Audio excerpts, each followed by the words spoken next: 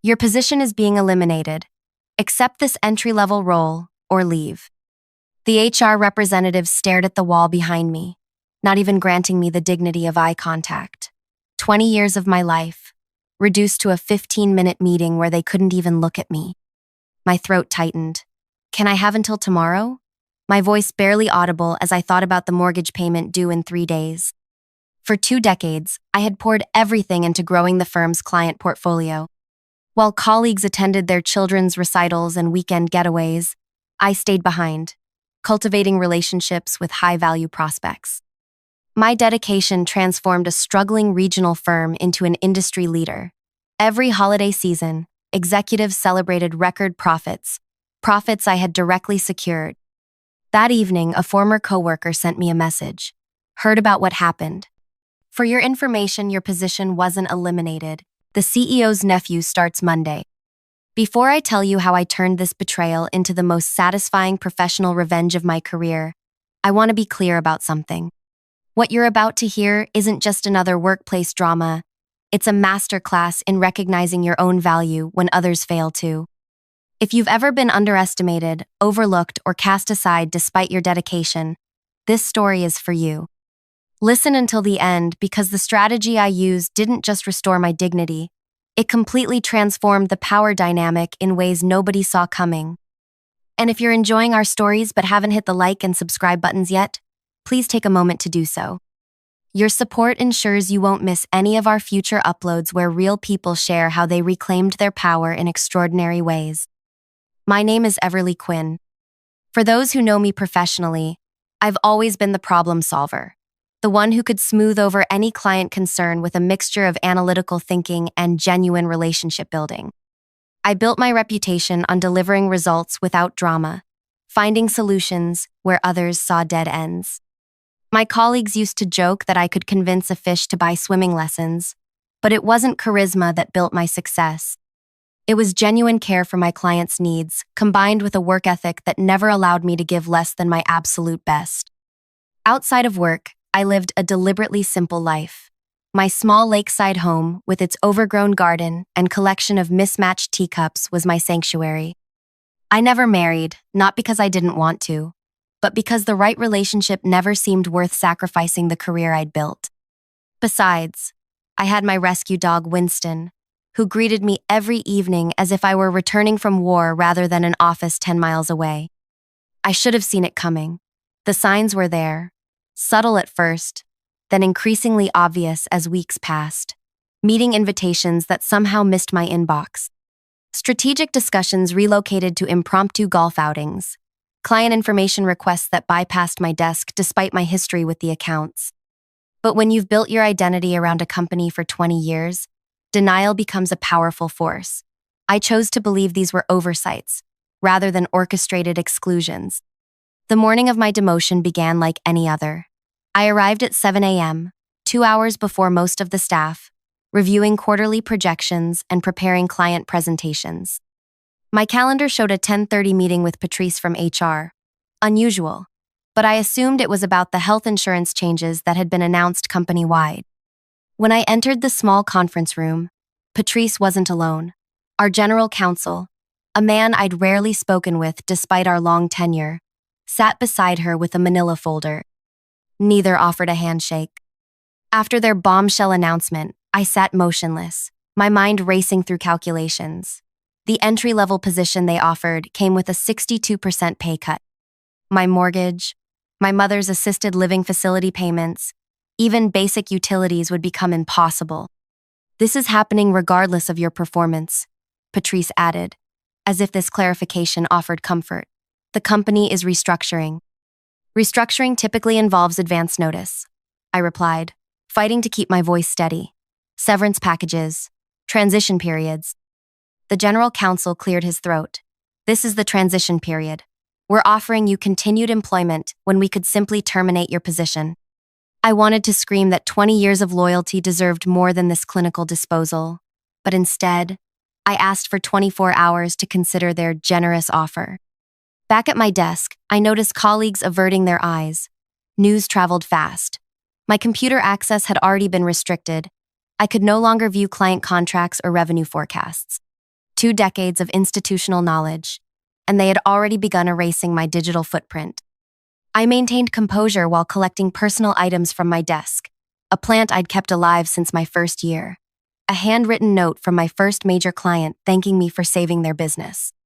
Small treasures that suddenly felt like artifacts from another life. In my car, the professional facade crumbled. I gripped the steering wheel, pressure building behind my eyes, but the tears wouldn't come. Instead, a strange clarity emerged. I reached for my phone and scrolled to a contact I'd never needed to use outside of scheduled quarterly meetings. Devin Aldridge, Chief Financial Officer at Midwestern Financial Partners, the $15 million account I had personally grown from a modest regional client to our company's crown jewel. Devin answered on the second ring. Everly? This is unexpected. Everything okay with the quarterly review preparations? I hesitated only briefly. Devin, I'm calling with a personal update. The company has eliminated my position, effective immediately. The silence on the line stretched for several seconds. That's surprising, he finally said, his tone shifting to something more guarded. May I ask why? Restructuring was the official explanation. Another pause. Where are you right now? Sitting in my car in the company parking lot. Stay there. I'm finishing up a meeting across town. 20 minutes. I didn't question why the CFO of our largest client would drop everything to meet me. In 20 years of relationship building, Devin and I had developed something beyond the typical client representative dynamic. We'd navigated industry shifts together, collaborated on innovative solutions, and established a foundation of mutual respect. 23 minutes later, Devin's electric sedan pulled alongside my car. He gestured toward a coffee shop across the street. Inside, over untouched beverages, Devin revealed what I had suspected but couldn't confirm. My company had been positioning the CEO's nephew to take over my client relationships for months. They'd already arranged informal meetings with several key accounts, including Midwestern Financial. He's bright enough, Devin said, but completely green. During our lunch, he spent more time dropping names than asking about our needs. When I mentioned the custom reporting system you designed for us, he suggested we migrate to their standard platform to streamline operations. I felt a flicker of vindication. The reporting system Devin mentioned had taken me months to develop specifically for their unique regulatory requirements. It was one of many customizations I'd created to cement our relationship. Here's what you need to know, Devin continued, leaning forward. Our contract renews in 60 days. We've been approached by 3 of your competitors in the last month alone. The only reason we haven't entertained their proposals is because of the relationship we have with you. My mind raced with implications. Devin, I appreciate that, but let me finish, he interrupted. Midwestern is expanding. We're acquiring 2 regional institutions next quarter, which means our service needs will increase substantially. We've been discussing whether to expand our agreement with your firm or build in-house capacity. He paused. I'd prefer a third option. Which is? You, as an independent consultant. Initially to manage the transition, but potentially longer term. I stared at him, processing the suggestion. You want me to leave and take your business with me? Devin shook his head. I want to hire the person who's been instrumental to our success. The contract with your firm is a separate matter that our board will decide with input from whoever is advising us during this critical expansion period. I thought about the mortgage payment looming, about 20 years of loyalty rewarded with a humiliating demotion, about the CEO's nephew stepping into relationships I had cultivated through countless early mornings and missed weekends. I need to think about this, I said. Devin nodded. Of course, but don't think too long. 60 days moves quickly. That evening, I sat on my back porch watching Winston chase shadows across the yard. The simple joy of his movements contrasted sharply with the complexity of my situation. My phone buzzed with messages from colleagues, some expressing genuine shock, others fishing for details they could relay through the office gossip network. One message stood out. Tamar, our receptionist who had started as an intern during my early years, wrote, "They've already moved someone into your office. Box from the fancy design store downtown." Nameplate reads, Griffin Harding, Senior Client Director. Thought you should know. Griffin Harding, The CEO's nephew now had a name and my title, with senior, added for good measure. I poured a glass of wine and considered my options. I could accept the entry-level position, swallowing my pride while searching for new opportunities. I could walk away with nothing but a 2-decade gap in my resume, or I could take Devon's offer, effectively using my client relationship to establish myself independently.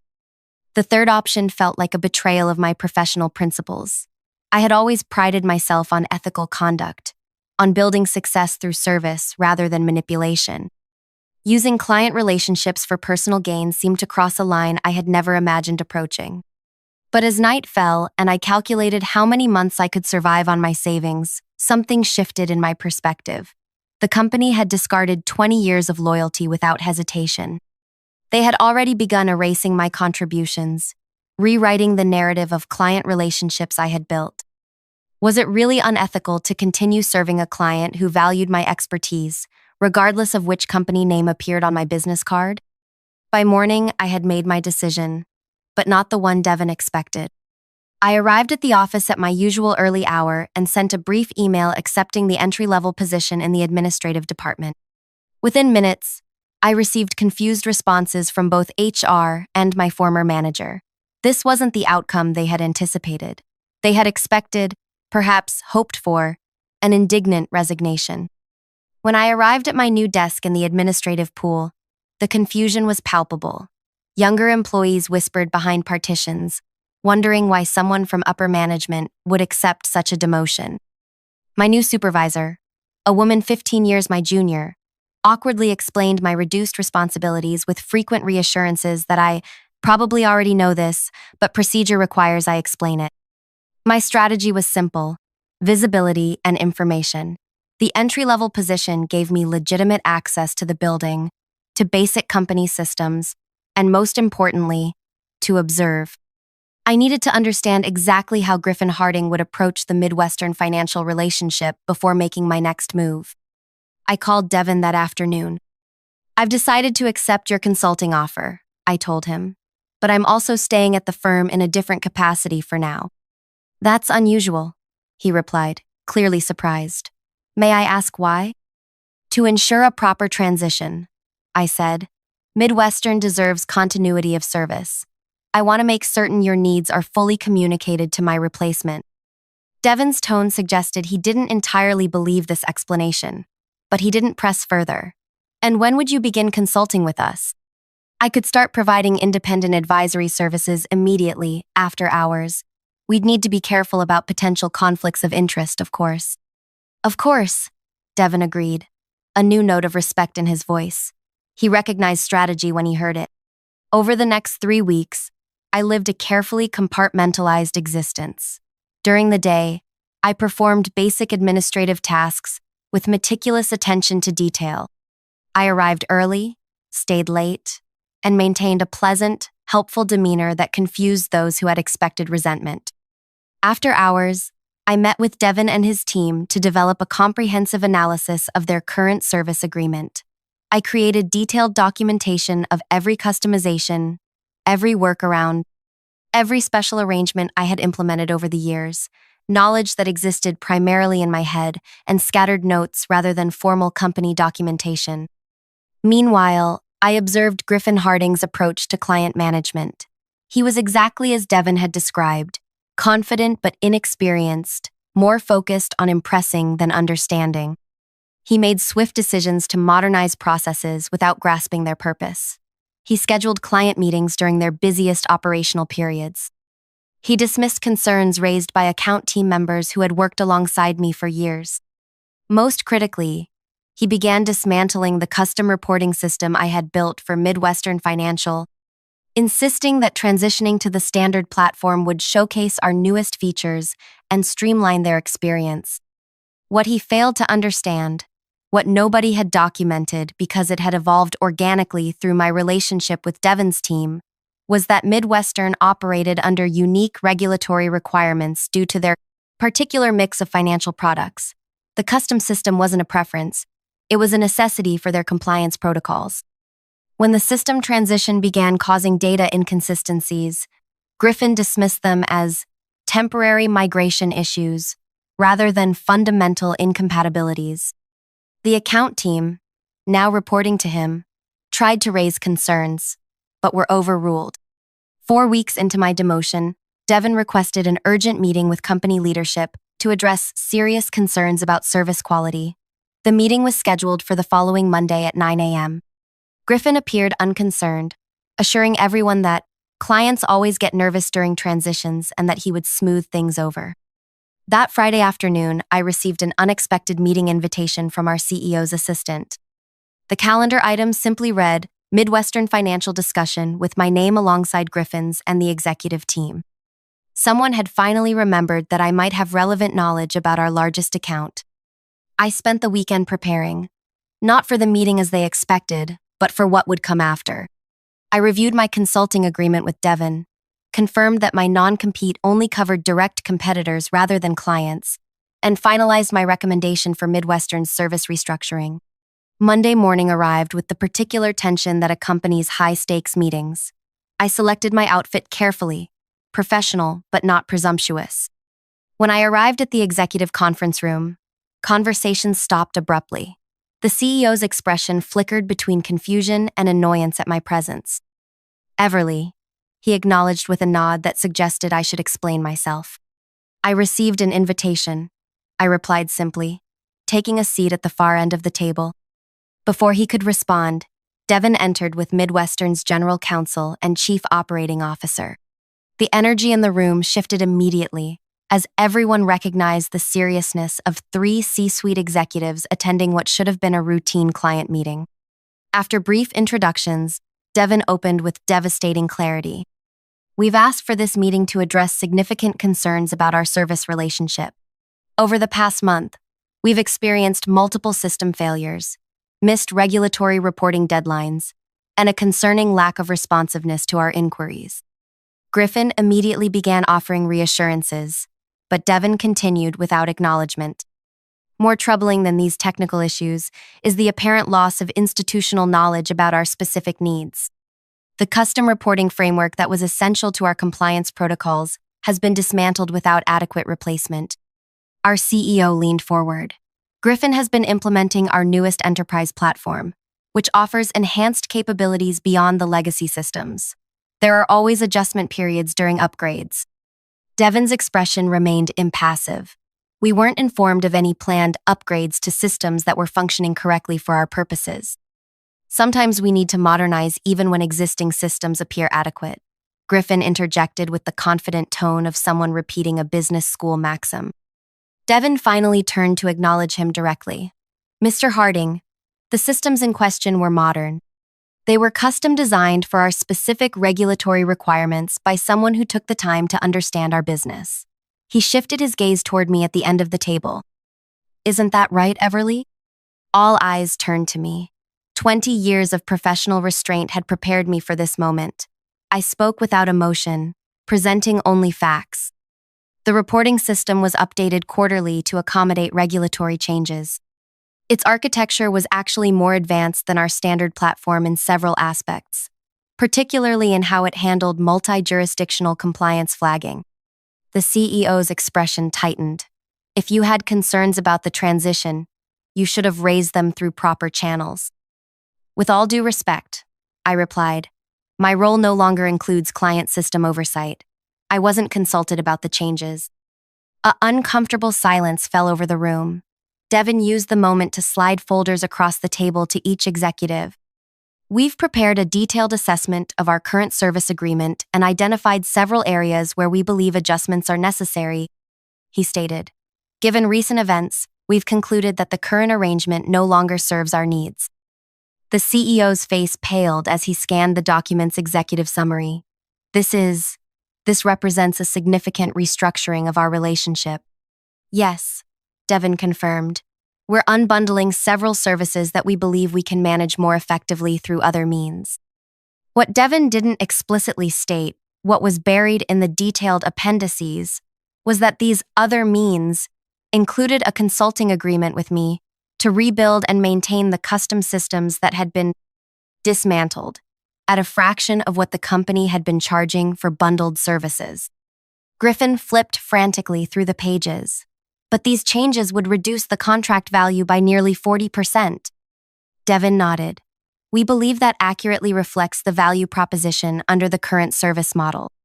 As the implications sank in, the CEO's gaze shifted between Devin and me, calculation visible behind his eyes. Perhaps we've been hasty in some of our transition decisions. Everly clearly has valuable institutional knowledge about your needs.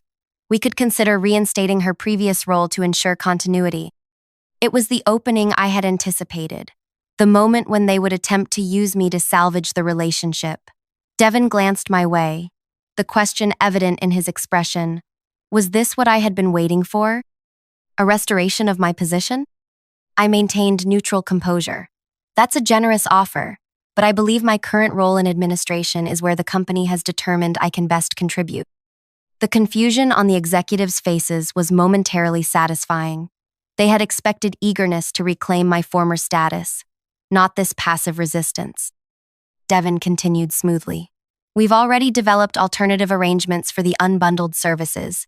We're prepared to maintain a relationship with your firm, but on these revised terms. The meeting concluded with tentative agreement to review the proposed changes, but the damage was done. As executives huddled in concerned groups afterward, I quietly returned to my administrative desk. By day's end, the ripples had spread throughout the company. The potential loss of 40% of our largest accounts revenue had triggered panic among leadership. The CEO's assistant requested a private meeting for the following morning. I had expected an offer to restore my position. Instead, I received something more revealing. The situation with Midwestern is unfortunate, the CEO began, seated behind his imposing desk. Griffin perhaps moved too quickly with system changes, but that's correctable. What concerns me is the timing of these issues coinciding with your transition. I kept my expression neutral. I'm not sure I understand. Devin Aldridge specifically requested your presence in yesterday's meeting. He referenced systems you designed. The restructuring proposal contains technical specifications that mirror your work. His eyes narrowed. Have you been communicating with Midwestern outside of company channels? As I mentioned during my transition, I've always maintained professional relationships with our clients. I replied evenly. Devin reached out after hearing about my position change, which is natural given our long professional history. The CEO leaned back, studying me. And the consulting arrangement referenced in Appendix C of their proposal? The one where they plan to hire an independent advisor to rebuild systems we're currently charging them premium rates for? I met his gaze directly. I wasn't aware of the specific details in their proposal. As you know, my system access is now limited to administrative functions. He didn't believe me. That much was clear from his expression. But he also couldn't prove anything improper. My consulting agreement with Devin had been carefully structured to begin officially after Midwestern's contract revision was finalized. Everly, his tone softened into something resembling sincerity. We've worked together for many years. I've always respected your contributions. Perhaps we acted hastily with the restructuring.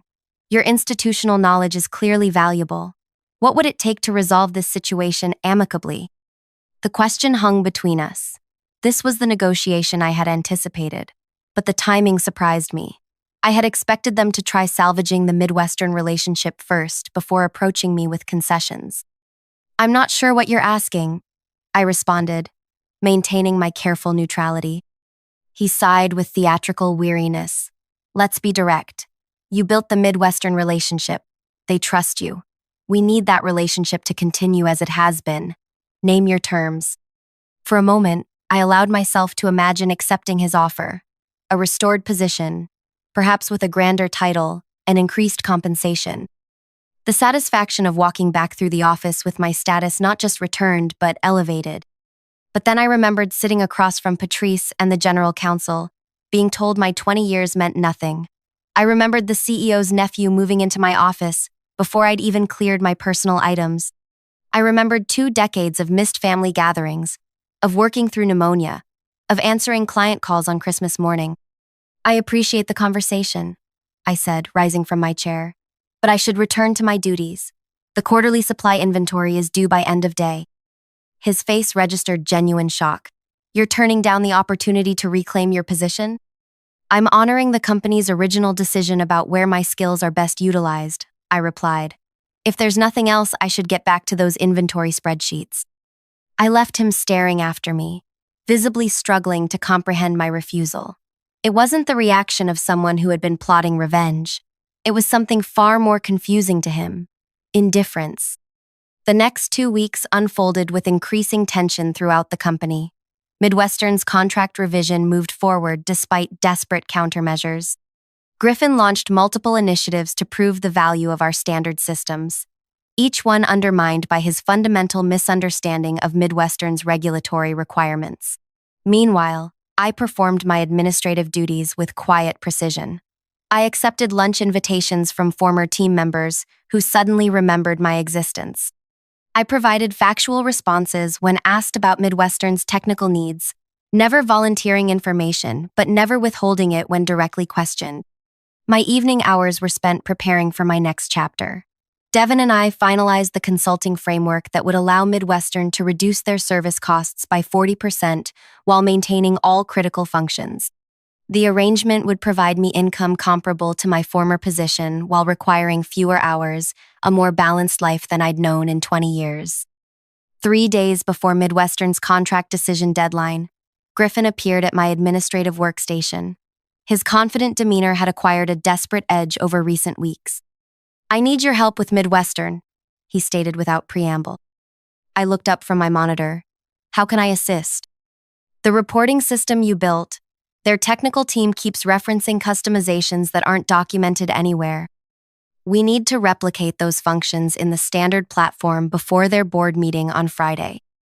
I had anticipated this moment. "I'd be happy to explain the system architecture. When would you like to discuss it?" Relief washed over his features. "Now, if possible, I've reserved a conference room." For the next 4 hours, I walked Griffin through the intricate system I had built over years.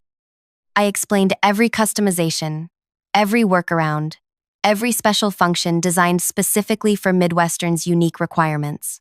I answered his increasingly frantic questions with patient clarity. What became evident to both of us was that these functions couldn't simply be replicated in the standard platform, not in 3 days, not in 3 weeks. The system I had built was the product of years of incremental adjustments based on deep understanding of the client's evolving needs. As our impromptu session concluded, Griffin's expression had transformed from desperate hope to resigned understanding. "You built all this yourself?" he asked quietly. "Over time, yes, with input from their compliance team." He shook his head slowly, and I dismantled it in 3 weeks. For the first time, I felt a flicker of sympathy for him. He was young, ambitious, and clearly intelligent. His primary failing wasn't incompetence but inexperience, and the arrogance that often accompanies it. "Systems can be rebuilt," I offered, "with proper understanding of the requirements." He gathered his notes, exhaustion evident in his movements. "The board meeting is Friday. Even if I worked around the clock, there's no way to restore what they need by then." I nodded, neither confirming nor contradicting his assessment. As he reached the door, he paused. "Why did you agree to help me today, after everything that happened?" The question was sincere, perhaps the first genuine moment we'd shared. "Because you asked," I replied simply, "and because client needs have always been my priority." He studied me for a long moment before nodding once and departing. Thursday evening, I received an unexpected call from the CEO. "Midwestern's board meets tomorrow morning," he began without greeting. "Griffin tells me you've been helpful explaining the technical requirements, but we're still facing a significant contract reduction." "I'm sorry to hear that," I replied. "We've prepared a counter-proposal. Full restoration of your previous position, with a substantial increase in compensation and authority. Director level with equity participation." He paused. "In exchange for your active intervention with Midwestern, convince them to maintain the full service agreement." It was more than I had expected, significantly more. The equity offer alone represented financial security I had never achieved despite my years of service. "That's very generous," I acknowledged. "We value loyalty, Everly. Your knowledge is irreplaceable." The irony of his statement was almost painful. "And Griffin?" He'll remain in a senior position, focusing on new business development rather than existing account management. I considered the offer carefully. It represented everything I had worked toward for 20 years: recognition, authority, financial security. All I needed to do was convince Devin to continue overpaying for bundled services his company didn't need. "I appreciate the offer," I said finally, "but I don't believe I can influence Midwestern's decision at this point. Their analysis of service needs appears quite thorough." Silence stretched across the line. When he spoke again, his tone had hardened. "I see. Then I wish you luck with your future endeavors, whatever they may be." The implied threat was clear, but it held no power over me anymore. My administrative position had always been temporary, a means to an end rather than a destination. Friday morning, I submitted my resignation effective immediately. I cleared my few personal items from the administrative desk and walked through the lobby one final time. Tamar, the receptionist, gave me a knowing smile as I passed. "They're all in the executive conference room," she whispered. "Midwestern's board decision is being delivered by video call." I nodded my thanks and continued toward the exit, stepping into the bright spring morning with a curious lightness. For the first time in 20 years, I had nowhere specific I needed to be. I drove to the lakeside park where this journey had begun 5 weeks earlier. The morning air carried the scent of new growth as I followed the walking path along the water. My phone remained silent in my pocket. I had removed company email from my personal device that morning. At precisely 10:30 a.m., when I knew the Midwestern board decision would be delivered, I sat on a bench overlooking the water and finally allowed myself to feel everything I had suppressed: the hurt of betrayal, the indignity of dismissal, the uncertainty of new beginnings. The emotions washed through me without diminishing my sense of clarity. My phone vibrated with a text message from Devin. "Decision delivered. Call when you can." I gave myself another 30 minutes of peaceful solitude before making the call.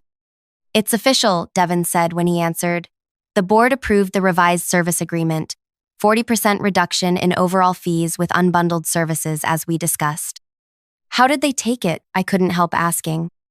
Devin chuckled. "Not well.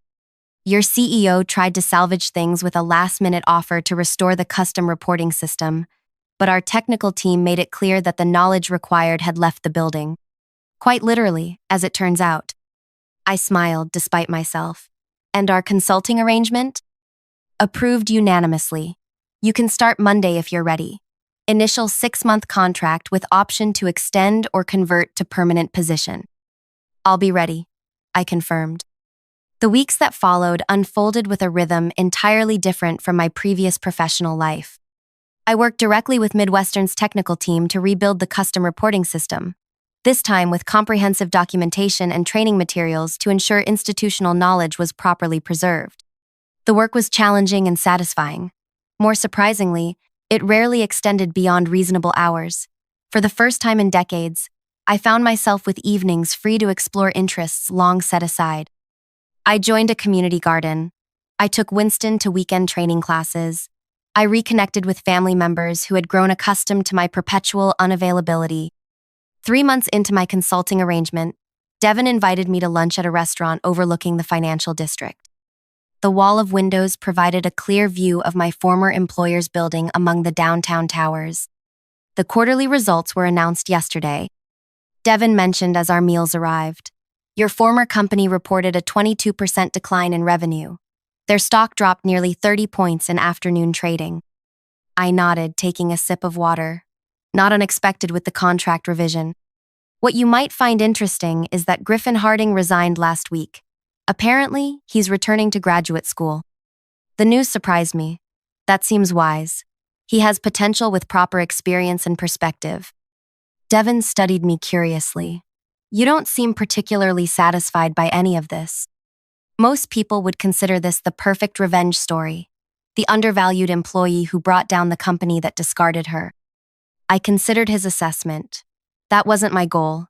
I simply recognized my own value when they failed to.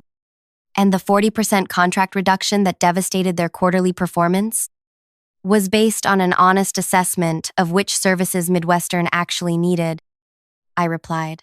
I would have recommended the same restructuring if I were still employed there. though I doubt anyone would have listened. Devon smiled.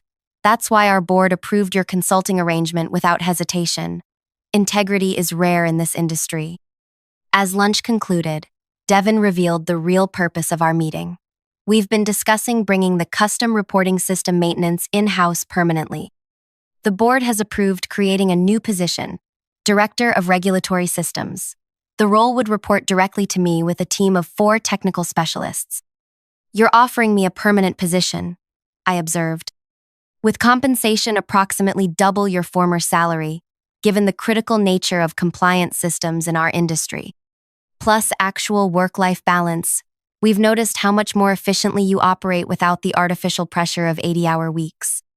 The offer was compelling in every aspect, yet I found myself hesitating. May I think about it? I asked. The consulting arrangement has provided flexibility I've never experienced professionally. Devon nodded. Take whatever time you need. The role was created with you in mind, but we understand if you prefer independence after your experience. That evening, sitting on my back porch watching Winston chase fireflies across the yard, I reflected on the journey of recent months. The company that had defined my professional identity for 20 years was struggling in my absence. The consulting work I now performed provided greater financial security with significantly less personal sacrifice. Midwestern's job offer represented the recognition and compensation I had always deserved. Yet the most profound change wasn't professional at all. It was the discovery that my value wasn't defined by a title or a company's assessment. The skills I had developed, the relationships I had built, the knowledge I had acquired, these belonged to me regardless of where I applied them. The revenge fantasy I had briefly entertained during those first painful days after my demotion now seemed oddly hollow. The company's struggling performance brought me no particular satisfaction. Griffin's resignation elicited more sympathy than triumph. Even the CEO's desperate final offer had felt more sad than vindicating. What satisfied me deeply was rebuilding my life on my own terms, creating boundaries that honored both my professional capabilities and my personal needs. The company had eliminated my position, but in doing so, they had inadvertently freed me from limitations I hadn't recognized. 1 week later, I accepted Midwestern's offer with negotiated modifications to preserve certain flexible work arrangements. The day I signed the contract, I drove past my former employer's building. The company logo still illuminated the upper floors, though rumors of downsizing and possible acquisition had begun circulating through industry channels. I felt no animosity as I glanced up at the familiar tower, only a quiet acknowledgement that sometimes losing what we think defines us creates space for discovering who we truly are.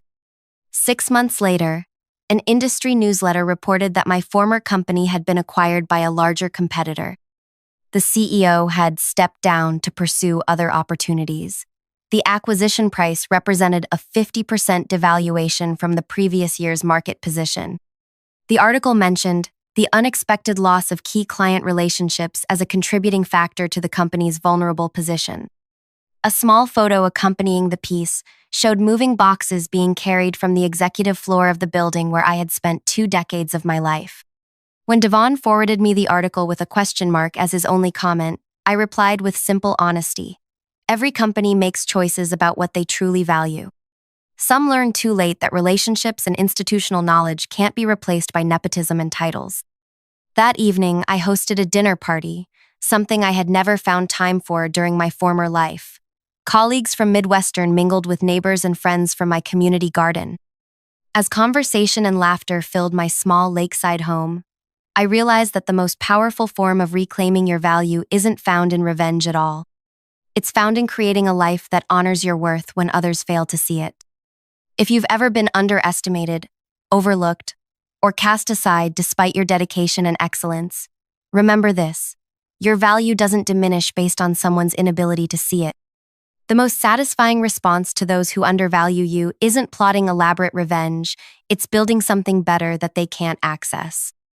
Have you ever experienced a professional betrayal that ultimately led to something better? Share your story in the comments below. Your experience might be exactly what someone else needs to hear right now to find the courage to recognize their own worth. And if this story resonated with you, please hit the like button and subscribe to our channel. Every week, We share authentic stories of people who found unexpected strength in their most challenging moments. Don't miss our next upload. Sometimes the stories that seem most ordinary contain the most extraordinary wisdom about reclaiming your power.